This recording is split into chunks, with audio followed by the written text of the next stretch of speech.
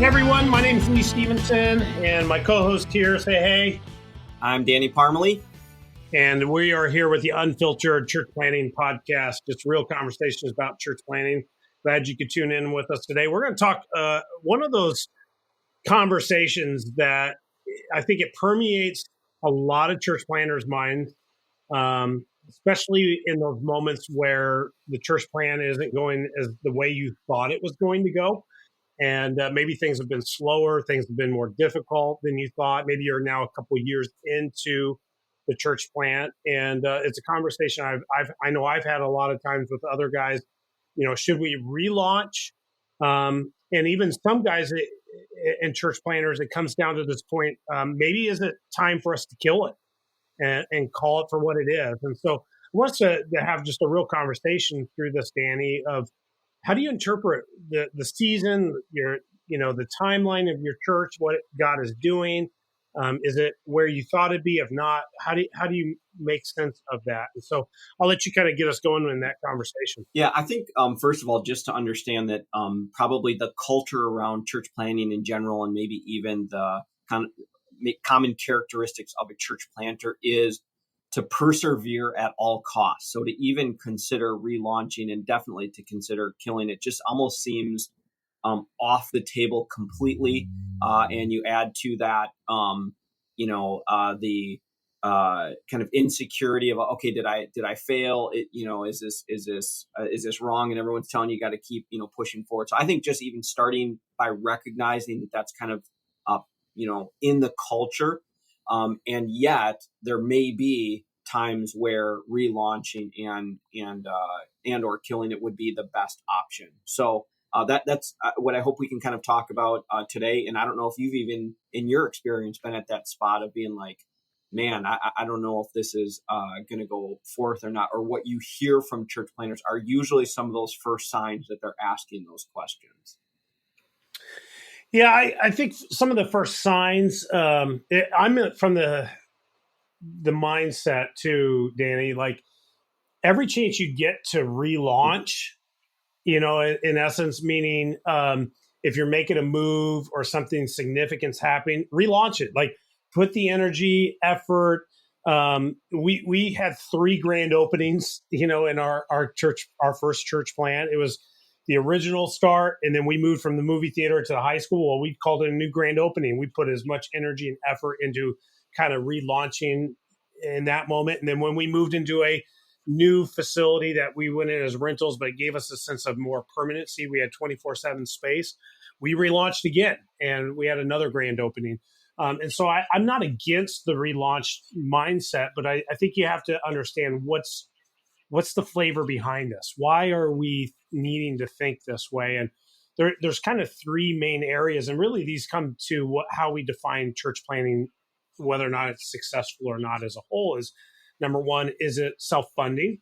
Is it self-governing? And then number 3 is it self-propagating? In other words, are there disciples being made? And so I think that those 3 kind of create a grid for you to begin to think through, where are we at on our health when it comes to where, as a church plant, are we self-funding? If we're not self-funding, you need to begin to ask some hard questions, by year 3, year 4, year 5. If we're not self-funding, you need to begin to ask the questions, why? Why are we not? What do we need to change? Is there something we need to be doing different? Is our clientele, in other words, the people that we seem to be coming in and sticking and growing with us as a church, do they have the financial means for us to be self-funding? Am I going to have to be bivocational for a lifetime? Those are questions as a church planter you need to wrestle with deeply.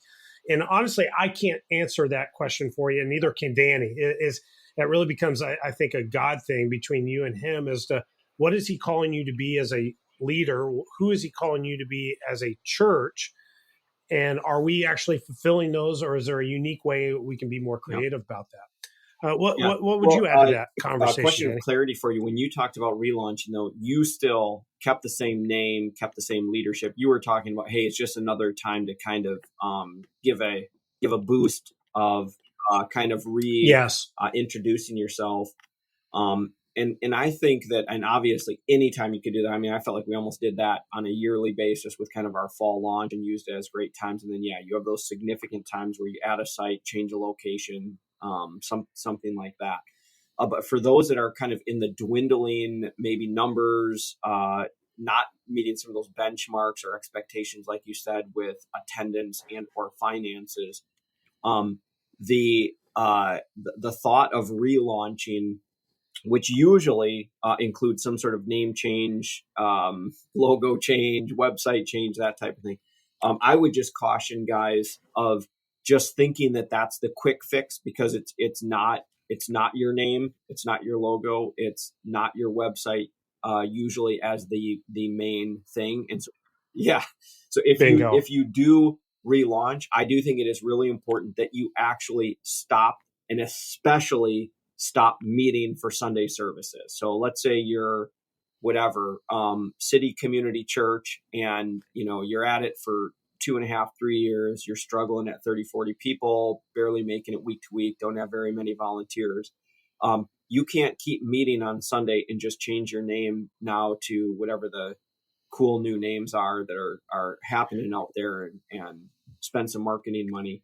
Actually stop, diagnose why you haven't grown and what the reason is for that. Yeah, if you're not willing to put in the hard energy and effort into honest evaluation of why are we where we're at before you relaunch, and all you're doing is kind of the outward changes, like you said, new website, new logo, maybe a new name, you're basically putting, Yep. Lipstick on a pig.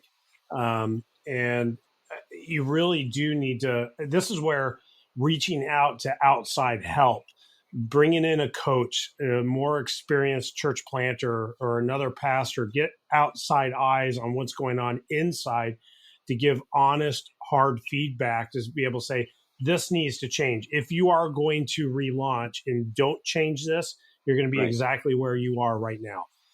And so honestly, then you're wasting resources, finances, and other things. That those are very important conversations to And have in that phase. yeah, and I think that you have to be open to the fact that you the lead planter, could be the problem or kind of bottleneck in the whole thing, but you also have to be open that you're not it either. You know what I mean? Because there's some guys where they just all of a sudden work themselves into kind of this mode where it's like, well, it's just my fault and I just need to throw in the towel. And there could be some external circumstances that are really preventing. It could be some leadership stuff. It could be just some different ways in which you started off on the wrong foot. And it's okay to just have that objective evaluation to say, what is really going on here and what does it take to move forward? Now, you may come to a point in the church where it does look like the best option is to stop completely. So it's not even a relaunch. It's not like, okay, we're going to pause, take the 15 to 20 members that we have now. Time to have a funeral and yeah. And I think that one of the things that when I have talked to church planters about this, obviously the word that comes out of their mouth is failure. And I hate to hear that word, because here's the thing. If God called you to plant a church and you were faithful and obedient to that, it may not have met your expectations. It may not have been self-sustaining. But to me, if you were obedient to that, it is not a failure. I mean, obviously, if you messed up the whole thing and it was all your sin, it's a dramatic thing. But if you were faithful and obedient to that, to me, that is a win. And here's the thing. Maybe you don't have thousands of people coming or hundreds of people, but I guarantee that if you were faithful and obedient to following Christ, that you made an impact, that some people came to Christ, some people grew in their faith, and that the kingdom moved forward because of your faithfulness, even if it lasted a year or 2 years or 5 years. No, I think that's well said. And I agree. Too often we interpret not meeting my expectations as a failure. And I think we have to remind ourselves as pastors, as church planters, God cares more about who we are becoming than what we actually are doing. Mm-hmm. And that's something we preach from the pulpit, but it's another thing for us to accept it in our own heart. And we have to come to grips. Am I okay with that? Do I trust in the sovereignty of God and what he's doing behind the scenes? Maybe way bigger than I ever thought. Maybe God asked us to plant a church for my kids. Maybe God asked us to plant this church for that one person to come to Christ. We can't try to interpret everything from just our limited point of view of how God is actually operating.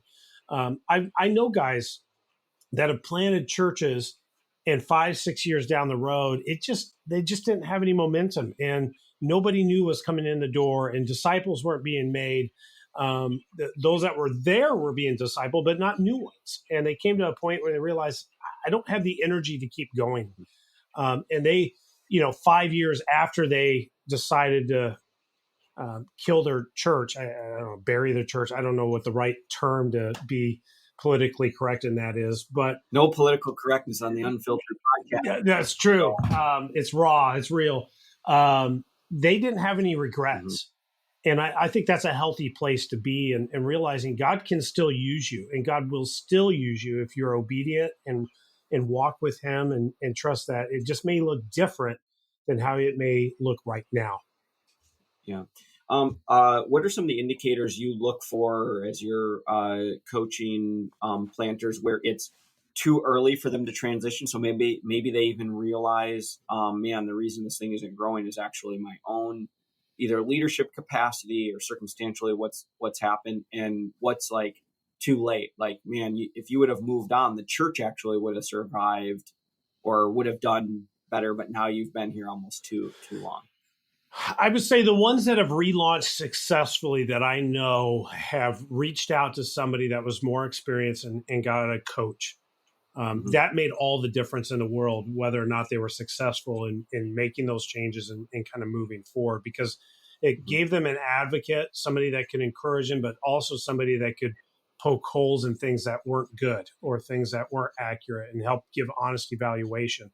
I do think a couple of things that need to be truly looked at. Number one is just overall leadership of the pastor. Am I leading well? And am I leading with energy, or am I just kind of piecing it together on a week to week basis? Do I actually have a long-term vision, and do I have a strategy on how we're actually going to get there? If you don't, it may be the fact that you just need somebody behind you that kind of ask some clarifying questions. But it may be the fact that I just am not gifted, or I don't have the energy to carry this on beyond where we're at right now. So you kind of have to have a self-evaluation on that point. I think too, we already hit upon it early, is the financial sustainability of the situation. Number two, it comes down to discipleship. Are we seeing new people coming in? Are they gaining ground? Are we actually having the opportunity to disciple them and release them? I know churches of 70 and 80 people that are constantly discipling people, and they've just said our ministry is to send people out. That's a fantastic call, and that's an energizing call.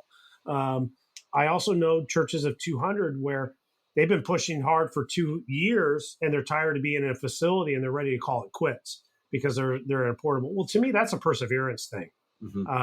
Those are just, life's hard, ministry's hard, church planning is even harder. Like, you just sometimes gotta pull up your pants and tighten the belt and make something happen. So yeah, that's great.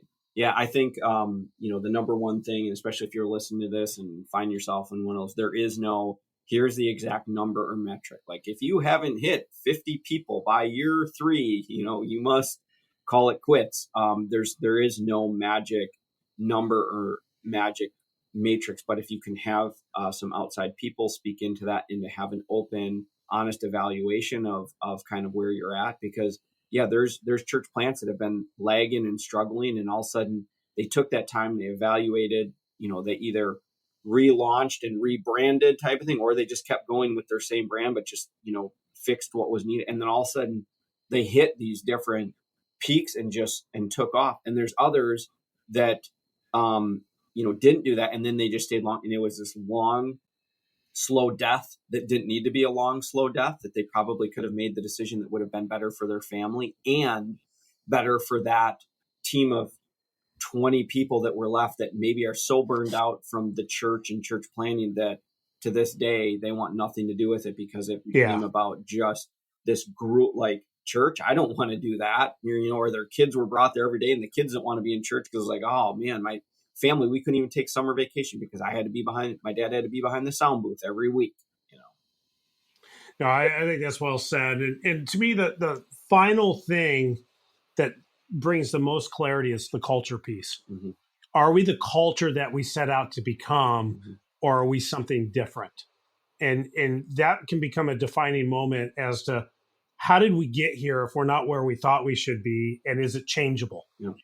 If it's not changeable, it's probably something that you need to kill and then consider, do we have the energy to rebirth it or not? Mm-hmm. And what would we do different this time around to actually create the culture that we want to create versus, allowing this to drift off into no man's land, and it just is what it is. Yeah. So my final words for some of those that are listening, some of you need to hear, keep going. You can do it. This is awesome. Just take some time, recalibrate. And then there's some of you, you know what? This may be the end. It is okay. And if you are faithful to God, call it a win, celebrate it, and see what God has for you and for your people next. Well said. Thanks, everyone. It's good to be with you all. And this has been the Unfiltered Podcast, just real conversations about the church planting world. Till next time, keep it real.